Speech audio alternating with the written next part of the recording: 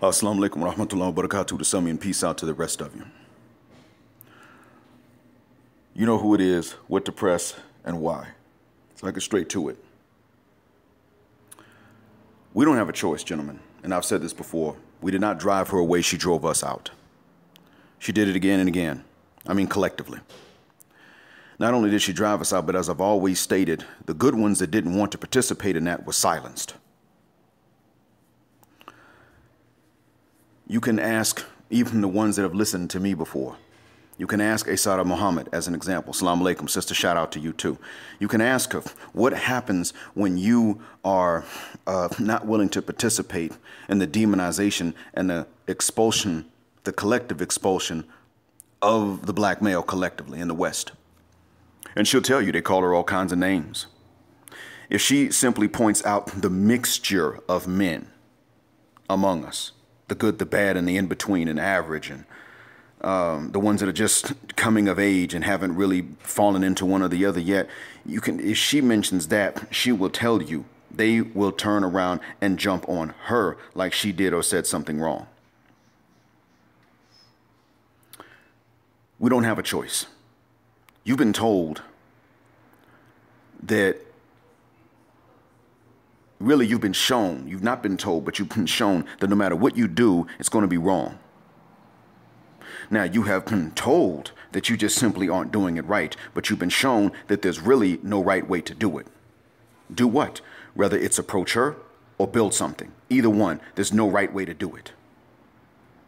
Now, you can say, listen, black, you're just talking because you're bitter. ARC's got a book about that. I don't fiv a guck. See, the fact is, like Edward Anderson said, ARC is pre-selected, above 6 feet. He came up middle class in Gary, Indiana at a time when the jobs were disappearing. I know I have a cousin that's just like him, except he didn't write a book about it. He chose to go into another way to make money. But he was a womanizer. He lived off women for a long time. Many cases he did.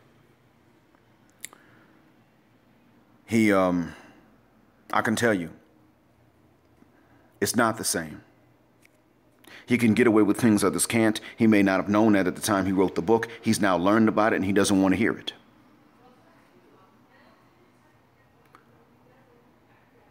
So he's part of the exception, and that's fine for him. But whether it's approaching or whether it's building, you have been shown, but not told. You've been shown no way is the right way.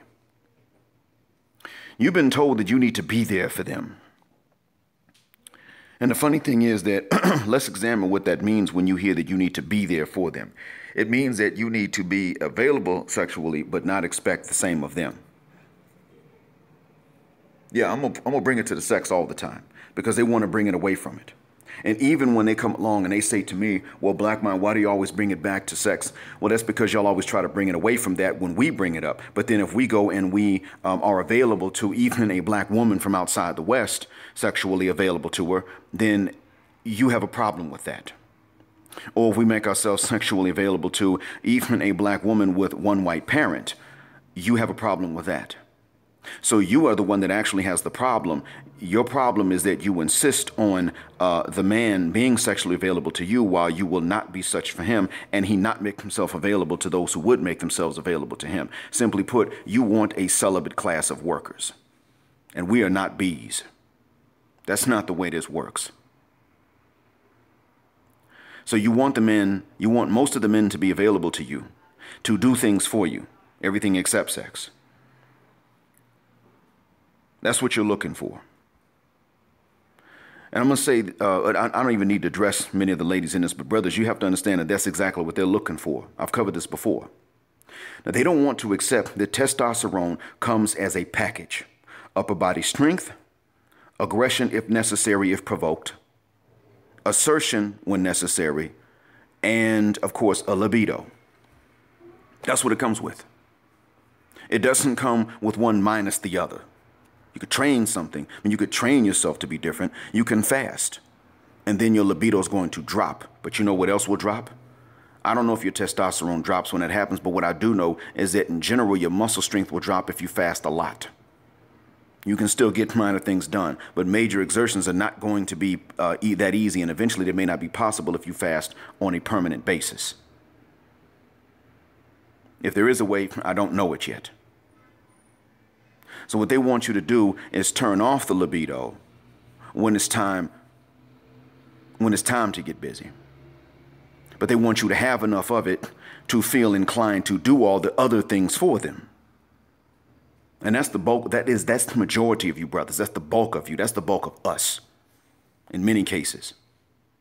And they're upset only about that. Now, I won't lie. There are brothers that claim passport and SYSBM, and they really just do have it in for black women.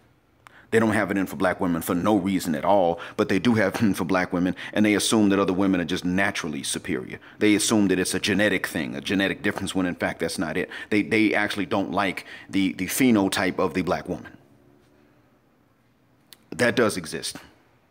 There are men who don't have that, but they talk like it because they're talking to other men that know where they're coming from. So when ladies see this, ladies think, oh, he just hates black women because of this, that, and the other. And ladies may really not know, because a man was not talking to an audience that would have included her. He was talking to an audience that included men who knew exactly what the background story was beforehand. So Hello Larry may have been one such example. And I'm going to say this. I know who's going after. I know who's writing to expose him. I'm not going to mention that name. What I am going to say is that Hello Larry was talking to an audience that knows the backstory. The one that's going after Hello Larry does not know the backstory. But that's because the one going after him does not want to listen to the backstory. He doesn't want to hear it. The fact remains, you that's going after him, you need to understand this. You caping for them is not only not going to get you the draws, and that may be okay with you. But understand, it's not even going to get you their respect. They are looking down on you for doing the very thing they're telling you you should have done, caping for them. When they're wrong, they're sending out mixed messages to you and me, bruh. We need to be there for them. We need to not be available sexually to anybody else, period, even black women that are not from the West. But by the same token, we must always understand and remember that she doesn't owe us anything, period, even no matter how much we do for her. Sexually or non-sexually, she owes us absolutely nothing. She doesn't owe it to us to do anything that is domestic, like clean or cook or bend over the couch. You got a problem with your neck, she doesn't owe you a neck rub. But you owe it to her to fix her pipes if they bust, so that she doesn't have to pay a plumber. You owe it to her to fix her AC if it busts, but she doesn't owe, so that she doesn't have to pay an HVAC, but she doesn't owe you anything in exchange. A light goes out, and it's not the bulb. Oh, okay, well, you owe it to her to fix the wiring so that she doesn't have to pay an electrician. That's the funny thing about it. You owe this to her. She owes you absolutely nothing, but especially sexually. And what she's pretty much saying is, you're genetically inferior, and you're supposed to tolerate that. Therefore, unfit to breed, but obliged to feed. And I don't mean feed yourself. I mean feed somebody else's babies. That's the ideal scenario for them. And I'm so glad that Obsidian pointed this out, because when I mentioned this back in the early 2000s to some friends of mine, I could see what was going on based on the treatment that many guys were getting. They were like, man, that's crazy. That don't make no sense. Why would, what does that serve logical? And I straight told them, although it does make sense that he raised his own baby, to them, it makes sense that the so-called genetically superior men, as they see it, breed the babies and you go and feed the babies, because they don't like good men. They're looking for things that are mutually exclusive. They want Clark Kent to raise Superman's babies. If you think about it, that would make sense. Superman doesn't have a known occupation. His alter ego does, but people don't know that's his alter ego. So the one that can fly does not need a job. The one that cannot fly, as far as anybody knows, needs a job. And while it's just the job of a reporter, the fact is it's some sort of stability. That's what it comes down to.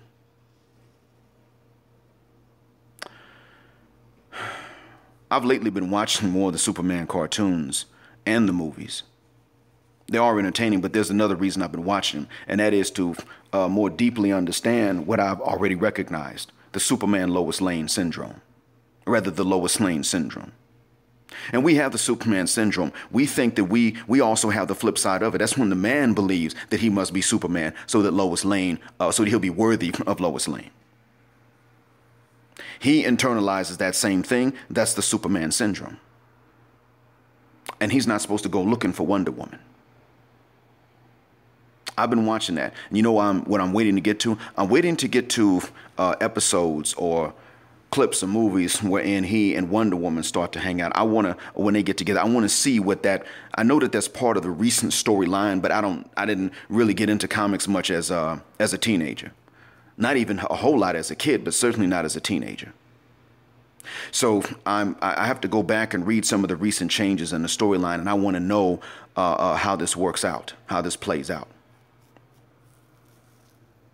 And to be fair, I understand that apparently there was a somewhat love interest that was a regular mortal man.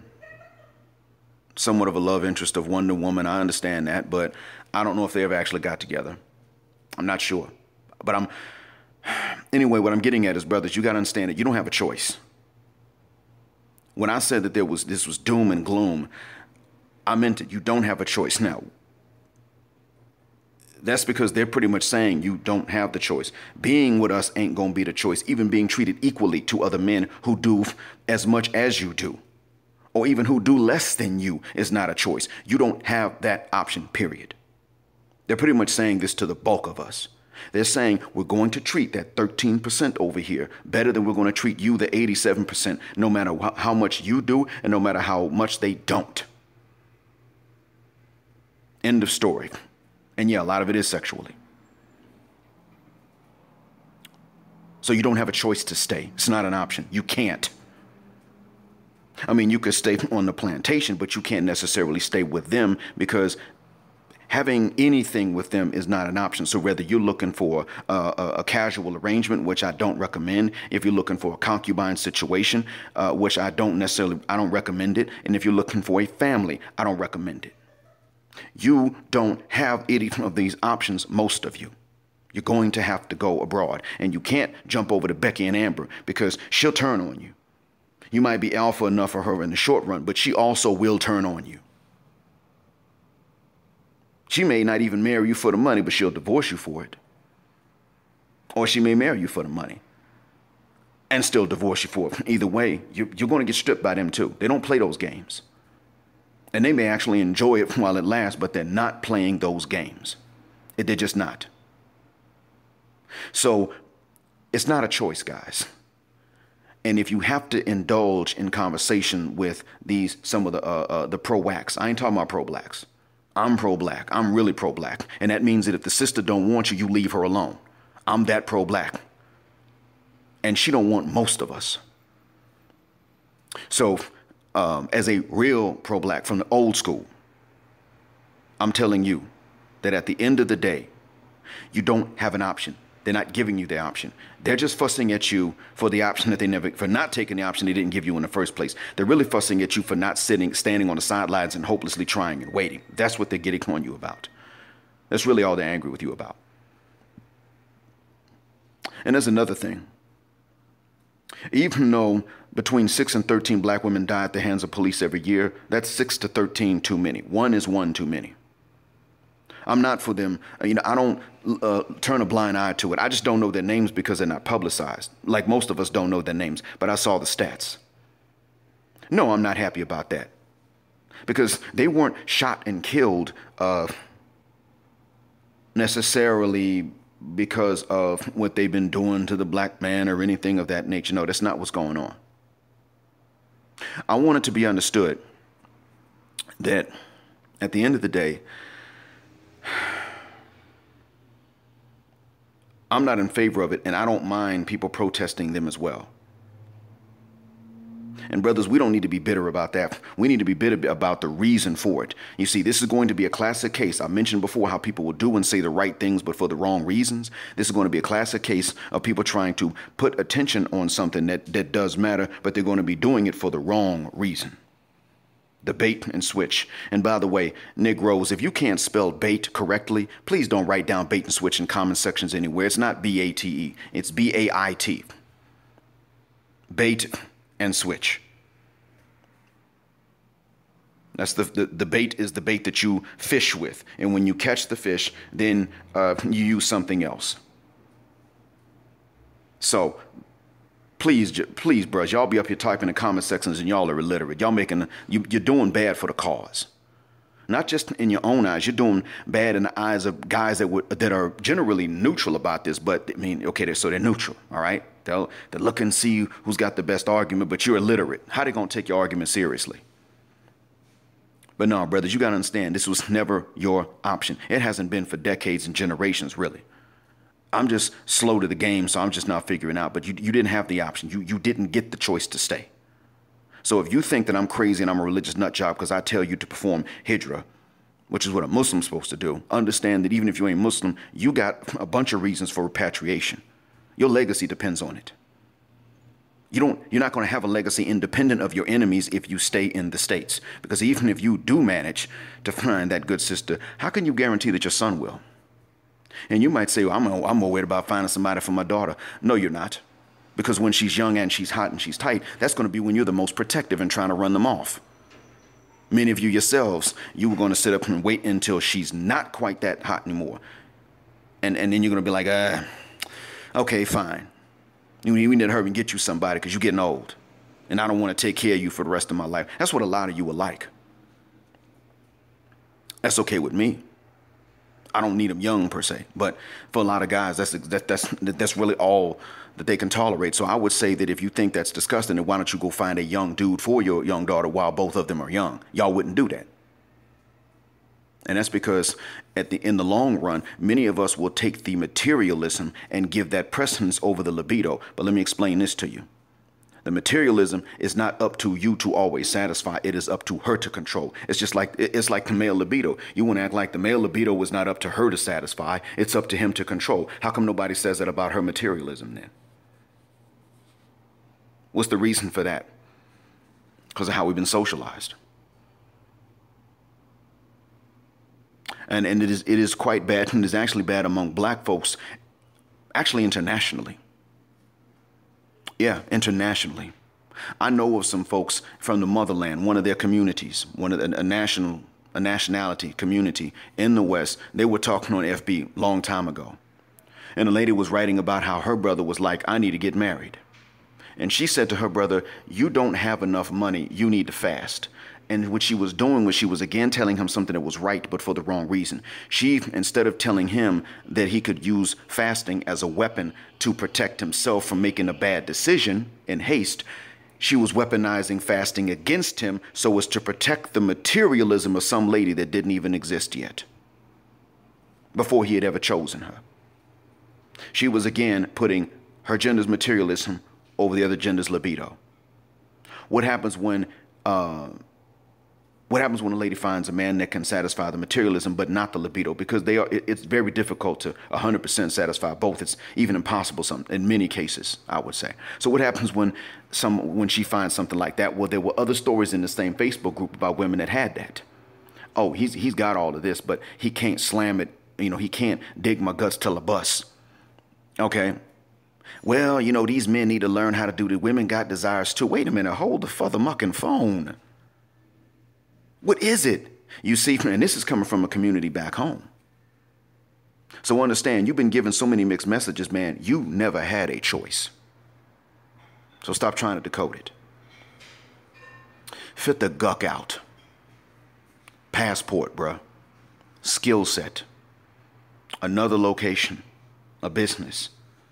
Because even if you're going to live your life by yourself, at least abroad, you can use the language barrier as an excuse to justify that. Doggone well, you stay there stateside or Canada or the UK or Western Europe and you by yourself. They're going to come at you asking you why you are. And one of the first things that even the women that don't want you are going to sit up and say is, you must be gay. That's not fair to you. And it's pretty much not even going to be because of where you're sticking it and where you're not sticking it. It's mostly going to be based on where you're not trying and constantly attempting to and failing. Because they love that. You were so useless. Most of us are so useless to them that we actually serve a greater political agenda to them dead than alive, as we're seeing now. You didn't have a choice. You needed to leave a long time ago. So get to it. Large numbers. Because it doesn't matter what you do, you're not going to get their respect. You might be able to get it only when it's too late, because it has to be too late for them in order to respect you in the first place. You have no choice. You had no choice. It's past due time to go. Get started on the process. Black Heart, Black Mind, Blackout. Assalamu alaikum.